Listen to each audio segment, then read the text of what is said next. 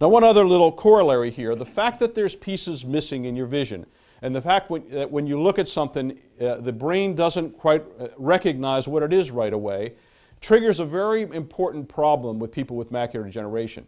What happens is the brain has a great memory bank, and so the visual system is engaged, and the image looks like something. They can't quite figure out what it is just by looking at it. So this memory bank starts to reach back through things that what they see might look like. And it often comes up with the wrong answer. So they may be sitting there trying to watch a baseball game, but instead they see a bowl of fruit, or they see a dead relative, or they see children gathered around the TV set. People think they're losing their mind. This is called the Charles Bonnet syndrome, and it's often associated with macular degeneration. When you see images that aren't really there, it's not that you're losing your mind, it's that your mind is trying to compensate for the fact that your image is somewhat scrambled and it's coming up with the wrong answer or inappropriate answer. This is a very frightening problem for people with macular degeneration. Often they're afraid to tell their relatives that they see this for fear that the relatives will think their cheese has really slid off the cracker and it's time to put them in a home. So a lot of people keep this to themselves. And occasionally within a low vision exam, this will come up. And then we can tell them not to worry, it's part of the disease. The more we teach you how to compensate better, the less that's going to happen. So the images will ultimately dampen. Sometimes we work with, alert your primary care physician to the fact that you have this problem. There are some medicines that can dampen, basically cut down the overactive imagination and keep you focused on reality rather than on what your brain is trying to make out of what you see. So there's a number of ways to treat the Charles Bonnet syndrome. We don't just have to put up with it. But doing the rehab and learning how to use your sight more efficiently on its own will tend to dampen that problem. So it's a common corollary of macular degeneration. So that's the jigsaw of macular degeneration is really sort of the way people with dry macular degeneration actually see. The other tool we found is that with the wet Macs, we often used handheld magnifiers. And a lot of our people with dry macular will come in and say, I tried magnifiers. Not only did they didn't help, they made it worse.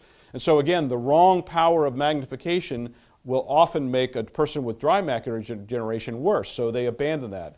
One of the things we found is sometimes, rather than any magnifier, if we just have a very bright flashlight and shine it on the print, they can read without glasses. So it's the fact that the light excites more of the cells that are involved in the dry macular degeneration problem, and vision actually improves with just lighting.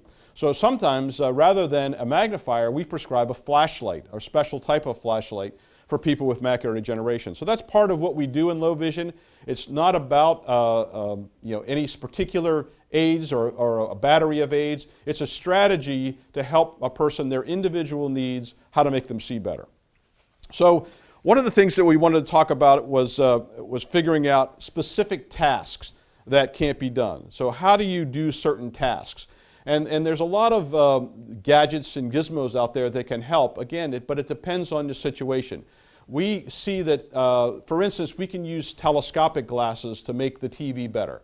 And if we use a 2 times telescopic lens, and you've seen people that put on these special telescopic lenses for watching TV, and if we give you a 2 times lens, that actually makes the image 2 times larger. But what people don't realize that if you sit 10 feet away from the TV, if you could just move up to 5 feet, you would get the exact same amount of magnification as putting on the glasses. And your vision, if you're at 10 feet and you move to 5, your vision actually doubles. If you move then to 2.5, it will double again. So the closer you get to what you want to see, the easier it is to see. Same with faces. People say that they can't see faces from 20 feet.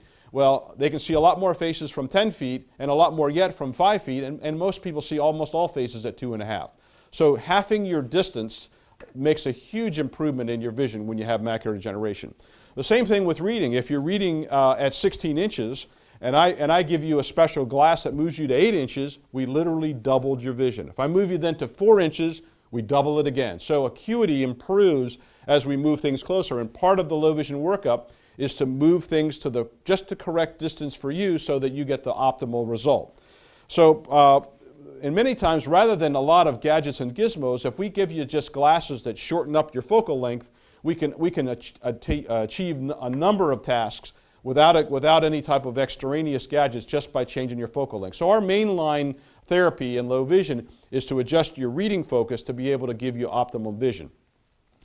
In many cases, that becomes impractical. For instance, if you're a welder and you're used to welding at 20 inches, you can't weld at 2 inches when the tools are too hot. So that's a task that won't work with moving closer. So in those situations, the next step is to use a telescopic lens that magnifies and basically set the focal length, whatever would be an appropriate working distance for welding or for any task that you can't come too close with.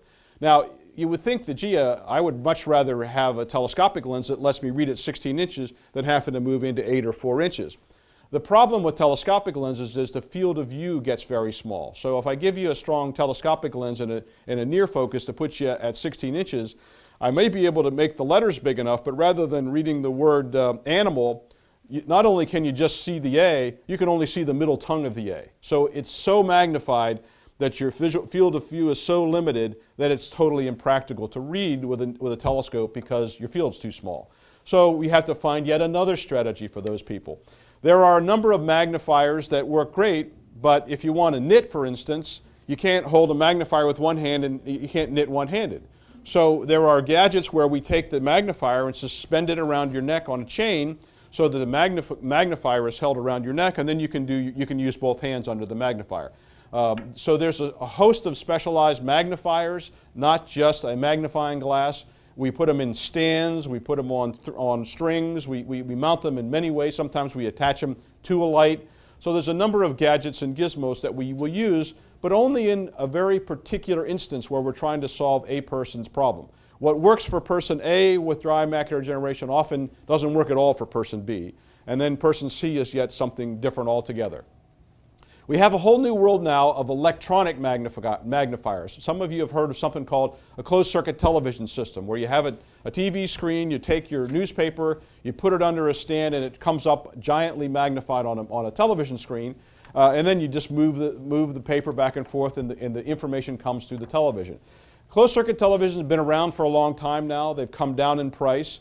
But often that you're still limited. It has a very limited. You can't take a giant CCTV to the restaurant with you, put it on your table, and put the menu underneath it. That's just not practical. There are some handheld versions of electronic magnifiers now, little pocket versions. But unfortunately, the screen is so small you can only get a word or two in at a time. But for reading a menu or something that's short term, that might be a perfectly appropriate device for you. What we do today is we work with centers where they have a lot of electronic magnifiers. So once we do the rehabilitation and we set up all the other sort of more simplistic things, if the person needs help beyond that, we send them to one of these centers where they can evaluate a whole host of electronic magnifiers. It's hard to pick out of a catalog or off the internet a device that would work for you because the internet doesn't evaluate how your vision is, and so you might end up being frustrated and spending a lot of money and mailing things back and forth through internet forms, although if you know specifically what you need, often that is a good place to get a device that you've already tested. You can get maybe a better price by searching it, but now you're searching for a specific device that you've already tested and you know that's going to work for you. So that's sort of different than just Googling something in the internet and looking at a range of things and picking out a few and ordering. That's a very hit or miss way to try to get low vision devices.